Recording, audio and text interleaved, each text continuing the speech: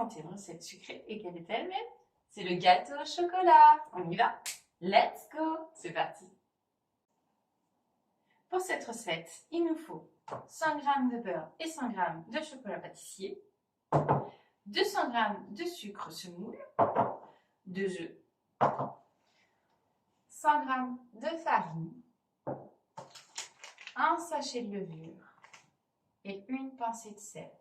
Vous n'oubliez pas de préparer à l'avance votre moule avec du beurre et de la farine à l'intérieur pour que ça se démoule comme ça. Et vous n'oubliez pas non plus de préchauffer votre four à 180 degrés. Allez, on commence la recette? On commence. Donc pour commencer cette recette, on va d'abord venir casser les œufs.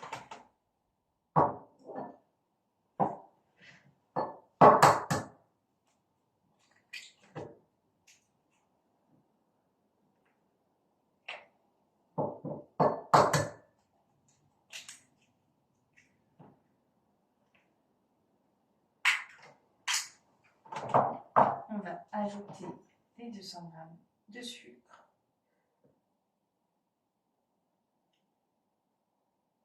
Et on va venir blanchir les œufs avec le sucre.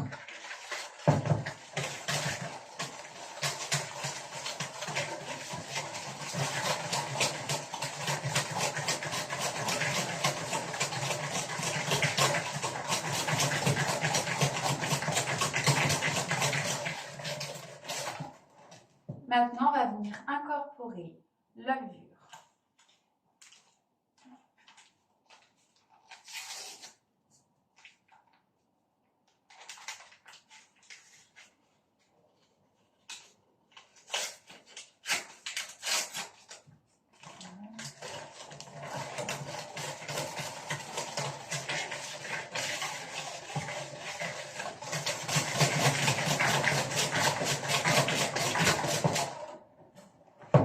On va mettre la farine. Je fais ton assistante aujourd'hui. Eh oui. Moi, je fais tes bras. C'est ça. Mais moi, je n'ai plus mon attelle, mais je ne peux toujours pas travailler comme il faut avec mes bras. Donc, Mel fait les bras.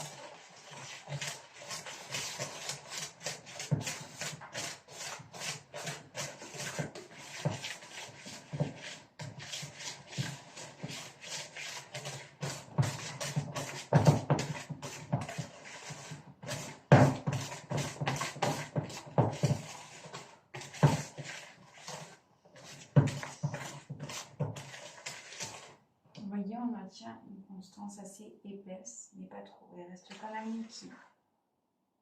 Ça soit entre les deux. Quoi. Oui. Mais la pincée de sel. Oui. Tu peux.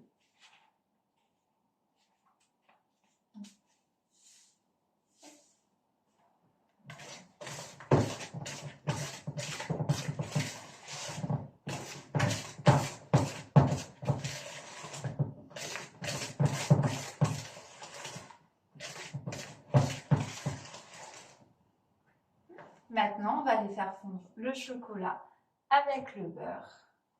Et on revient tout de suite. Nous voilà de retour. Donc, on a fait fondre le chocolat avec le beurre. Maintenant, on va venir l'incorporer à notre préparation précédente.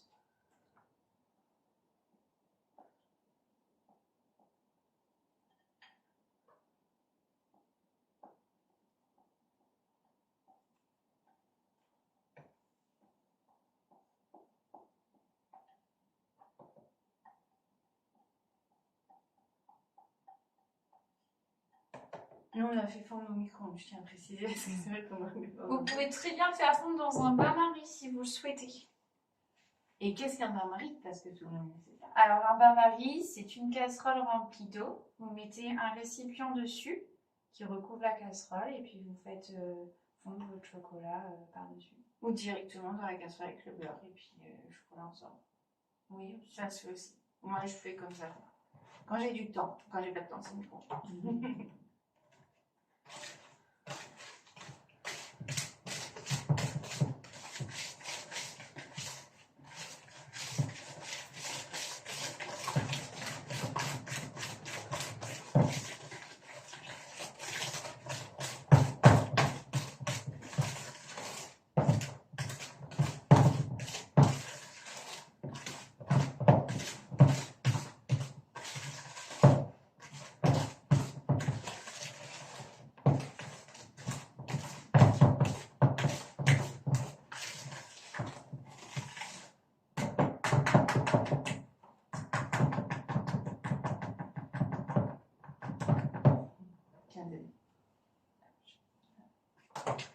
Maintenant, on va mettre notre préparation dans le plat qu'on a beurré et fariné.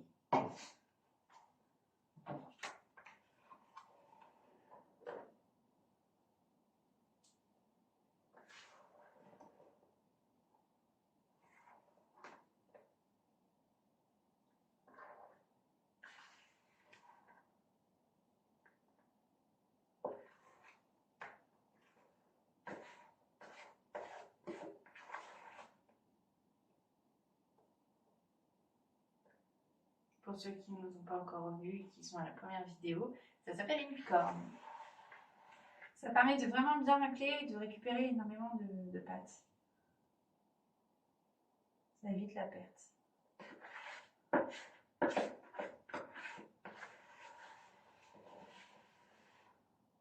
Ben, c'est vrai que des fois on se dit pas souvent, il n'y en a plus et au final, il y en a encore.